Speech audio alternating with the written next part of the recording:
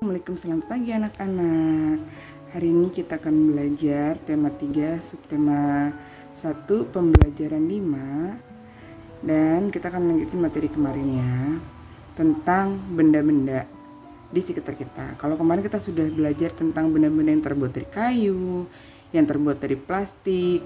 Sekarang kita belajar dan kertas. Sekarang kita belajar benda-benda yang terbuat dari kaca, logam, dan karet. Silakan kalian buka halaman 41 dan 42. Kita baca bersama-sama ya.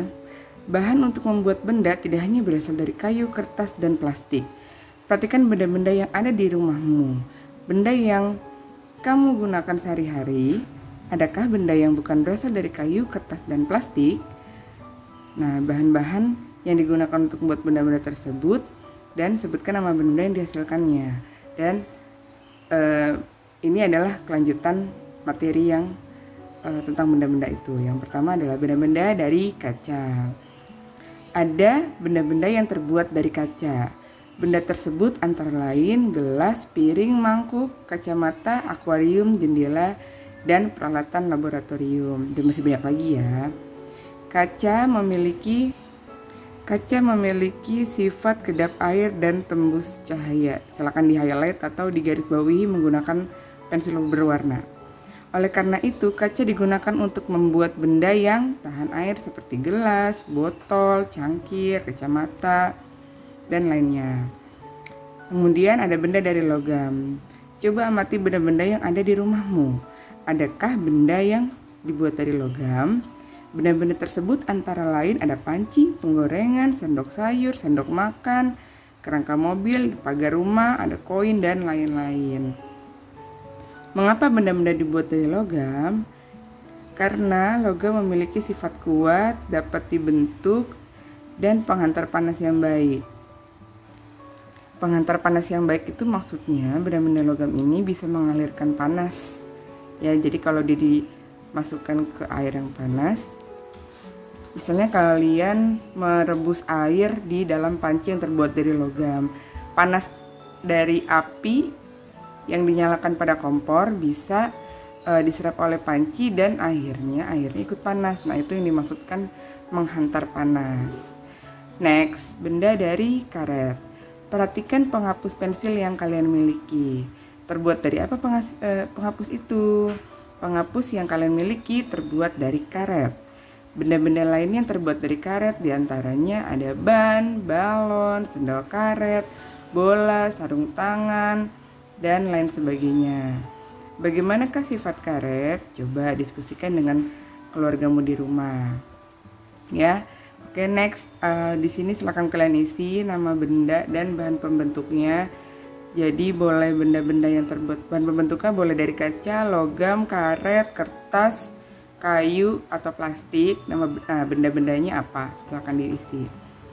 Next, halaman 43. Nah, di sini ada peta konsep materi kita selama subtema 1 ini ya. Jadi ada yang pertama kayu, kertas, kemarin plastik. Nah, hari ini kaca. Lalu di sini ada isi logam dan ini diisi karet. Ini sifat dari kaca apa? Contoh benda dari kaca apa? Ini sifat dari logam apa? Contoh benda dari logam apa? Ini sifat dari karet apa? Contoh benda dari karet apa? Misalnya sifat karet elastis, mudah dibentuk, bisa mengikuti bentuk yang kita inginkan. Terus elastis atau bisa melar-melar, itu namanya elastis ya, dan sebagainya. Silakan ditulis di sini sifat bendanya. Lanjut, buka halaman 45. Di sini ada materi PPKN sedikit ya. Ingatlah kembali saat kamu melakukan musyawarah bersama teman-teman atau bersama keluargamu di rumah juga boleh ya. Kemudian jawablah pertanyaan berikut. Nomor 1, apakah setiap anak boleh memberikan pendapat saat musyawarah? Boleh tidak?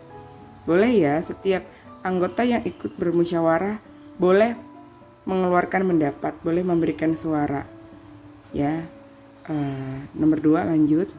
Mengapa kita harus memberikan pendapat saat musyawarah? Kenapa? Next, mengapa harus memberikan pendapat saat bermusyawarah? Karena suara atau pendapat yang kita keluarkan saat bermusyawarah dapat membantu berjalannya musyawarah itu dengan baik dan bisa memberikan masukan dalam kegiatan musyawarah tersebut. Nomor 3, apa yang terjadi jika hanya satu atau dua orang yang memberikan pendapat? Jika hanya satu atau dua orang yang memberikan pendapat, maka hasil keputusan hanya akan bersumber dari satu dua orang tersebut dan kegiatan musyawarah tidak akan berjalan baik dan hasil keputusannya akan berat sebelah. Mungkin akan ada yang merasa dirugikan dan merasa diuntungkan.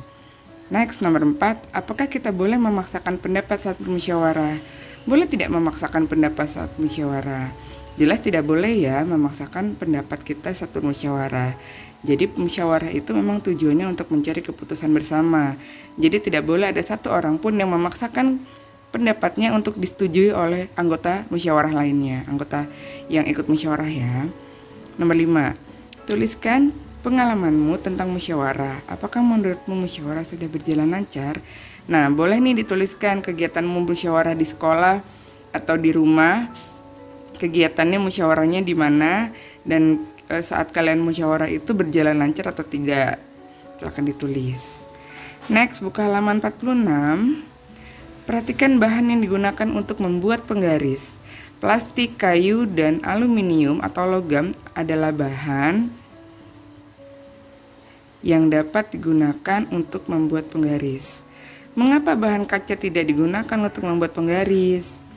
Coba perhatikan satuan tertera pada penggaris. Kamu akan melihat lebih dari satu satuan panjang. Oke, kita jawab yang ini dulu ya.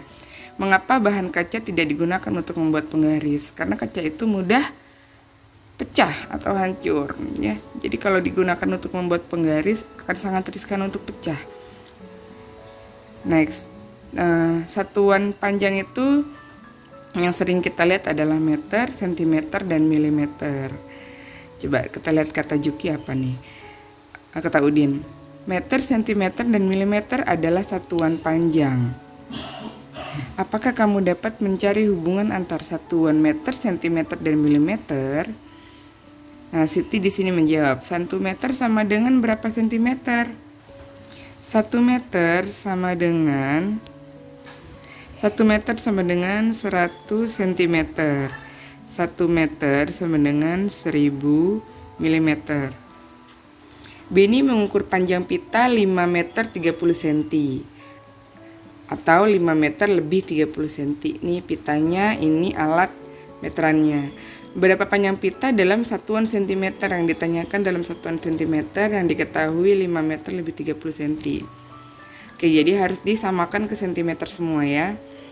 5 meter ditambah 30 cm, berarti 5 meternya itu dirubah dulu jadi cm. Berarti kalau 1 meter adalah 100 cm, maka 5 meter sama dengan 500 cm. Kalau yang 30 cm ini sudah tidak usah dirubah ya, karena sudah dalam bentuk cm. Maka 5 meter 30 cm sama dengan 500 cm ditambah 30 cm sama dengan 530 cm. Jadi panjang pita yang diukur Beni adalah 530 cm. Contoh kedua, panjang mobil Ayah Dayu adalah 410 cm. Panjang mobil Ayah Dayu dalam satuan meter adalah yang ditanyakan satuan meter. Maka dirubah dulu dari cm ke meter. 410 cm sama dengan 400 cm ditambah 10 cm. 400-nya dirubah dulu jadi meter, maka jadi 4 meter. 4 meter ditambah 10 cm, maka hasilnya adalah 4 meter lebih 10 cm. Ya, ini hasilnya. Oke, bahasan terakhir yang akan kita bahas di pertemuan 5 ini, halaman 48-49. Ubahlah sesuai satuan yang diminta. Oke, kita lihat di sini ada kotak-kotak yang isinya satuan panjang yang harus kalian ubah dari cm ke meter, dari meter ke cm. 200 cm sama dengan berapa meter? Kalau 1 meter adalah 200 cm adalah 100 cm, maka 200 cm sama dengan 2 meter. Nah, ini 500 cm berapa meter? Silakan kalian rubah. Nah, kalau yang ini 2 meter lebih 45 cm sama dengan berapa cm? Kalau 2 meter adalah 200 cm ditambah 45 cm, maka hasilnya 245 cm. Seperti itu cara mengerjakannya ya. Nah, ini ada tabel perubahan dari meter ke sentimeter, ke milimeter, ke desimeter, ke dekameter, heksameter, kilometer. Ya, ini silakan kalian save, kalian simpan, catat, dan dihafalkan. Next, halaman terakhir 49. Ini ada nama benda. Kalian perkirakan dulu tingginya berapa tanpa kalian mengukur. Misalkan kalian lihat pintu rumah kalian kira-kira tingginya berapa meter, terus kalian rubah jadi sentimeter, baru kalian ukur pakai meteran atau penggaris atau apapun yang alat ukur yang kalian punya di rumah. Boleh meteran pita, boleh penggaris, boleh meteran saku atau meteran bangunan, ya. Nah, ini jendela rumah kalian kira-kira tingginya berapa, diperkirakan dulu, baru kalian ukur pakai penggaris. Meja, kursi, dan kalau papan tulis kira-kira aja. Yang punya papan tulis di rumah boleh diukur, diperkirakan dulu, baru diukur pakai penggaris. Kalau yang tidak punya papan tulis, jadi kalau yang nggak punya papan tulis di rumah, boleh perkirakan aja ya, kira-kira panjang papan tulis berapa, terus hasil pengukurannya kira-kira berapa. Soalnya kalau yang tidak punya di rumah, besok kita coba di kelas ya. Oke, sekian penjelasan dari Bu Guru. Bila ada yang tidak paham boleh ditanyakan. Selamat belajar.